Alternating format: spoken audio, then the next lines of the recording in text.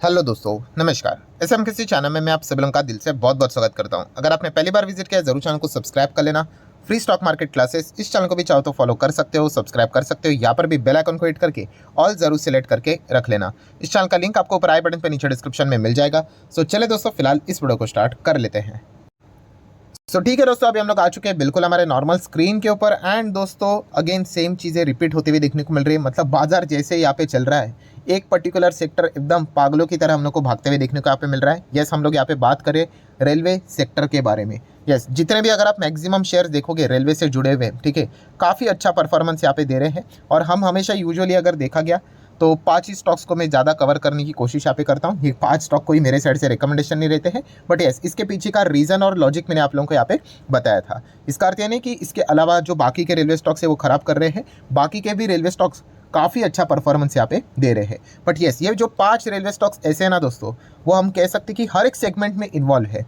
मतलब अगर आपको यहाँ पे रेलवे की अगर हमने बिजनेस की बात करूँ, तो जैसे कि मैंने आपको कहा था कि अगर ए पॉइंट से अगर आपको बी पॉइंट तक जाना है, सबसे पहले आपको क्या लगेगा? सबसे पहले तो भाई इंफ्रास्ट्रक्चर चाहिए, ठीक है। तो इंफ्रास्ट्रक्चर आपको बिल्ड करना पड़ेगा। अगर बीच में कहीं नदी विधि रहेगी तो आपको ब्रिज बनवाना पड़ेगा, ठीक है। देन उसी के साथ साथ आपको पटरी लगवानी पड़ेगी, स्टेशन बिल्ड करना पड़ेगा, ठीक है। एंड उसी के साथ साथ इलेक्ट्रिफिकेशन करना पड़ेगा अगर डिस्टेंस अगर कम होगा तो। एंड उसी के साथ साथ आपको नेटवर्किंग, वाईफाई जैसी सारी चीज़ें करनी पड़ेगी। एंड उसके बाद रेलवे भागेगा।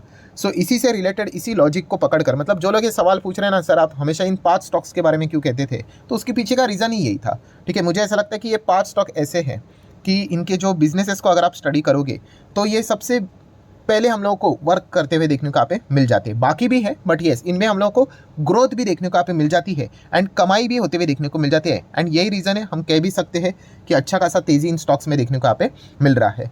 सो बहुत अच्छी बात है कि ये स्टॉक बहुत अच्छा रिटर्न यहाँ पे, बहुत सारे लोगों को मैंने देखा कमेंट सेक्शन में, रिटेल इन्वेस्टर ने यहाँ पे बहुत पहले से उन्होंने निवेश करके रखा था। और अच्छी बात ये लगी कि जिन लोगों ने बहुत ही लोअर लेवल पे इनको खरीदा था, मतलब वो डिजर्व करते थे ये तेज़ी, क्योंकि 2-2 ढाई-ढाई साल स्टॉक नहीं चल रहे थे और उसके बावजूद होल्ड करना, मतलब ये डेफिनेटली उन्होंने बिजनेस को देखकर ही क्या किया था, अनुमान लगाकर रिस्क लेके निवेश करके रखा हुआ था। मतलब तेज़ी देखकर तो निवेश करने वाले कितने सारे लोग आते हैं, ठीक है। वो तो थोड़ा बहुत स्टॉक गिर भी जाएंगे 20-30% टॉप से, तो वापस चले जाएंगे, ठीक है। बट जो बिजनेस को समझता है, ठीक है, वो हमेशा मार्केट में टिकता है। ये हमेशा गोल्डन रूल याद रखना भाई, जिसने बिजनेस देखकर निवेश किया होगा, दैट्स इट, वो टिक जाएगा भाई बाजार में, वो पैसा छापेगा।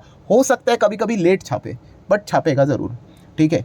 सो ये पॉइंट हम लोग को देखने को यहाँ पे मिल जाता है। अभी अगर हम लोग उन्हीं 5 स्टॉक्स की अगर हम लोग यहाँ पे बात करें, ठीक है, अभी खबर की अगर हम लोग बात करें तो भाई खबरें तो यही चल रही है, 1 फेब को बहुत बड़ा अनाउंसमेंट होगा, 3 लाख करोड़ के पार रेलवे बजट चला जाएगा करके। अभी होगा नहीं होगा वो तो 1 फेब को ही पता चलेगा। अगर नहीं हुआ तो कोई बात नहीं, गिरावट हो जाएगी। गिरावट का अर्थ ये नहीं होता है भाई कि दी एंड करके कोई दुनिया खत्म नहीं हुई है। हो सकता है भाई थोड़ा सा एलोकेशन हो जाए, 25% नहीं, शायद से 20% दे दे, 15 दे दे, बट इसका अर्थ ये नहीं कि खत्म ही हो जाएंगे, सीधा एकदम ही 10 रुपये पे आ जाएंगे, ऐसा नहीं होता है। हाँ, जो लोगों ने जस्ट अभी अभी स्टार्ट किया निवेश करना, उनके लिए वो रिस्क ज़्यादा रहेगी। जो पुराने प्लेयर्स हैं उनके लिए तो भाई जस्ट परसेंटेज कम होने के बराबर होता है, ठीक है। अभी 300% के रिटर्न दिखने को मिल रहे हैं, शायद से उनके 250% ही रह जाए या फिर 200 हो जाए। हाँ, जिन्होंने अभी अभी स्टार्ट किया तो उनको वो रिस्क लेकर चलनी पड़ेगी। एंड वो भी जो लोग आज इतना अच्छा रिटर्न कमा के बैठे हुए हैं भाई, उन्होंने भी 2-2 ढाई-ढाई साल नील रिटर्न के साथ होल्ड किया था, माइनस में होल्ड किया था। तो ये चीज़ें अगर आपको भी चाहिए तो आपको भी इस टॉर्चर से गुजरना पड़ेगा। फिर वो शेयर के नाम अलग अलग हो सकते हैं, पैटर्न तो वही रहता है। सो आज के दिन का सितारा जो रहा है वो इरकॉन इंटरनेशनल है। थोड़ा सा परसेंटेज को निगलेक्ट कर लेना, 30% नहीं है। ये फ्राइडे के दिन का जो परफॉर्मेंस है एंड आज के दिन का परफॉर्मेंस है उसको जोड़कर बता रहा है, बट स्टिल कंपनी ने 19-20% का अच्छा परफॉर्मेंस यहाँ पे दिखा दिया है। बाकी चीज़ें हम लोग क्या ही करें, आप सभी लोगों को पता ही है बिजनेस क्या है, ये मैं ऑलरेडी आपको सिखा चुका हूँ। इंफ्रास्ट्रक्चर, ठीक है, इंफ्रा से रिलेटेड ही काम करती है। इंटरनेशनल लेवल पे भी इनके बहुत सारे प्रोजेक्ट्स देखने को मिल चुके हैं।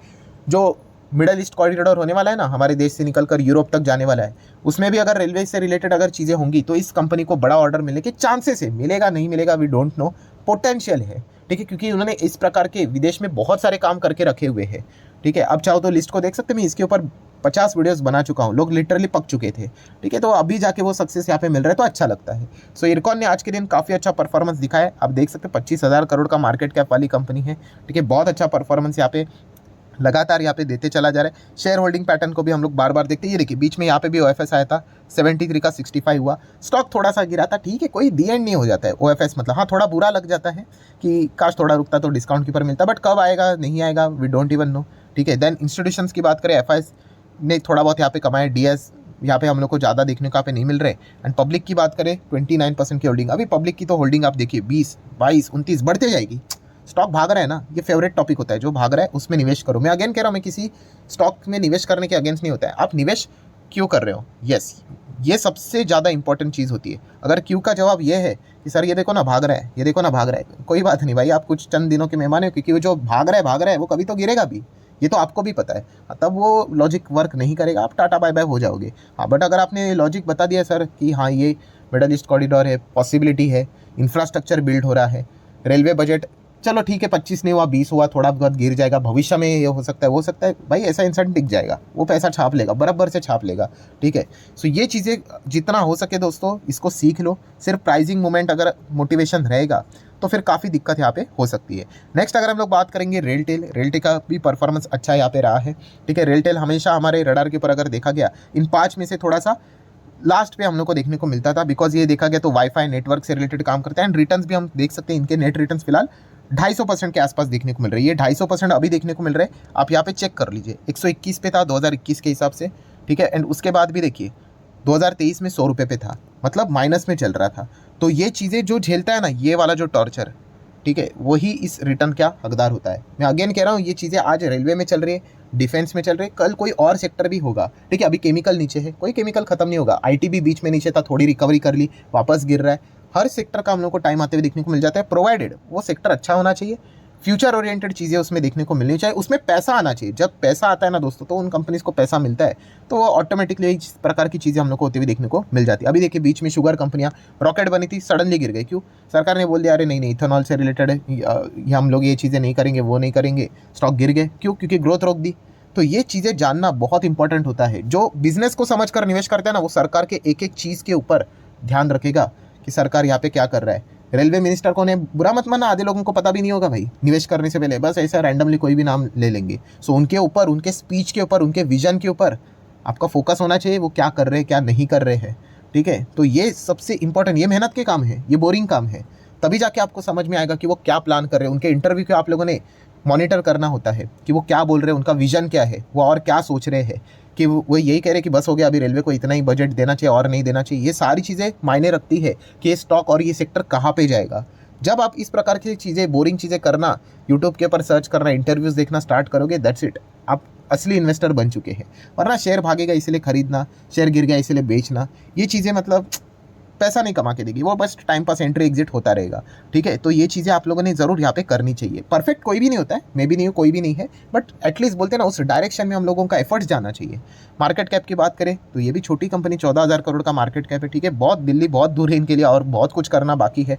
70% से ज़्यादा प्रमोटर के पास ये अच्छा है, 4-5% कलेक्टिवली इंस्टीट्यूशंस के पास है, 22% पब्लिक के पास देखने को यहाँ पे मिल रहा है। काफ़ी इंस्टीट्यूशन मुझे ऐसा लगता है भाई इलेक्शन के रिजल्ट के लिए रुके हुए होंगे, ठीक है, क्योंकि देखा गया तो वो अनसर्टिनिटी में यूजुअली पैसा नहीं लगाते हैं। जैसे चीज़ें अगर क्लियर हो जाती है और जैसा मार्केट चाहता है अगर वैसा रिजल्ट आ जाता है, काफ़ी इंस्टीट्यूशंस आपको इसमें एंटर करते हुए भी देखने को मिल सकते हैं, हायर लेवल पे भी, ठीक है। ये चीज़ें यूजुअली होती है।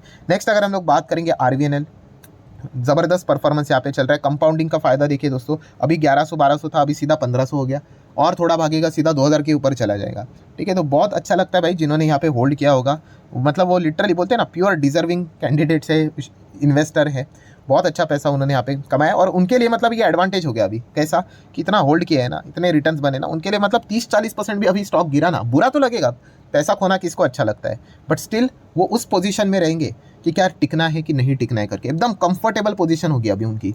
तो यही सबसे बड़ा एडवांटेज होता है दोस्तों, जब आप स्टेज 1 में निवेश करते हो ना, स्टेज 2 भी देखने को मिल रहा है, आप एंजॉय कर रहे हो, कभी तो आएगा कि नहीं स्टेज 3, आपको भी पता है, हर किसी को पता है।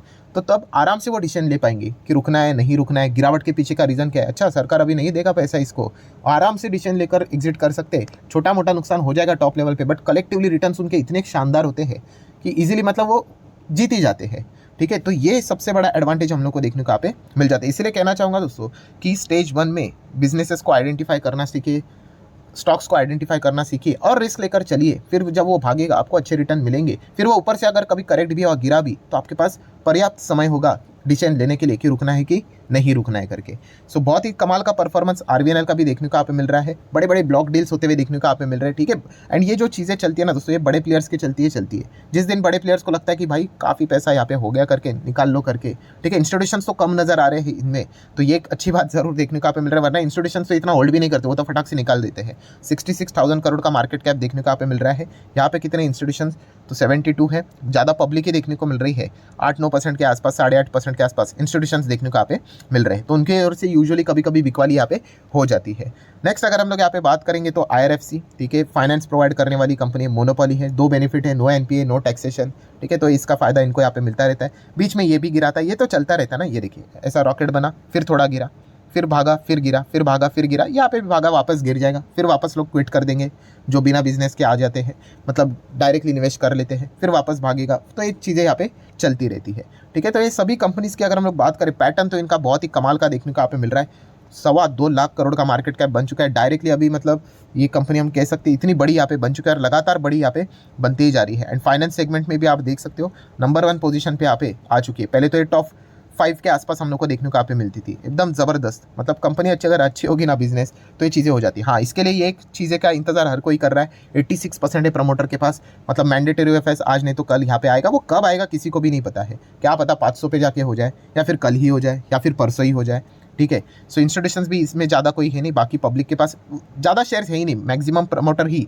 सरकार ही यहाँ पे दबाकर बैठे हुए हैं, ठीक है। नेक्स्ट अगर हम लोग यहाँ पे बात करेंगे IRCTC, ये आखिरी में हम लोग को आते हुए देखने को मिल जाता है। जैसे कि मैंने कहा कि IRCTC मतलब क्या, रेलवे से रिलेटेड ये सर्विसेज प्रोवाइड करते हैं। पहले इंफ्रास्ट्रक्चर का काम होगा, बाद में ये एंजॉय करेंगे, ऐसी चीज़ें हम लोग को देखने को। बट हाँ, इनके लिए वो रिकरिंग इनकम होगा, बार बार पैसा इनके लिए आते रहेगा, रेलवेज चलते रहेंगे, पैसा आता रहेगा। बट येस, इनकी भी ग्रोथ एक टाइम के ऊपर जाके रुक जाएगी, तो इसलिए क्या होना चाहिए, ये लाइन का डबलिंग ट्रिपलिंग यहाँ पे होना चाहिए। तो जितने ज़्यादा ट्रेनें यहाँ पे चलेगी, ठीक है, उतनी ही ज़्यादा पैसा IRCTC यहाँ पे छापेगा। एंड फिलहाल हम लोग सिंगल लाइन पे ही चल रहे हैं, तो डबल ट्रिपल जब ये होगा IRCTC को लंबी अवधि में काफ़ी अच्छा स्कोप हम लोग को देखने को यहाँ पे मिल जाता है, ठीक है। बीच बीच में यहाँ पे सरकार ऐसे झटके देती रहती है, जो कि उन्होंने नहीं देना चाहिए, ठीक है। मतलब खुद ही मतलब बोलते हैं अपने ही पैर के ऊपर कुराड़ी मारने वाला काम है, और बाद में ना भी बोल देते हैं, ठीक है। तो आप देख सकते हैं कि कितना टाइम वेस्ट हो गया। देखिए यहाँ से आप, मतलब कंपनी खराब नहीं है, बट अननेसेसरली क्या हो गया, इस चीज़ के चलते मोमेंटम रुक गया। तो ये एक रिस्क हमेशा रहता है भाई, सरकार को भी इससे रिलेटेड थोड़ा सा मतलब विचार यहाँ पे करना चाहिए कोई भी चीज़ें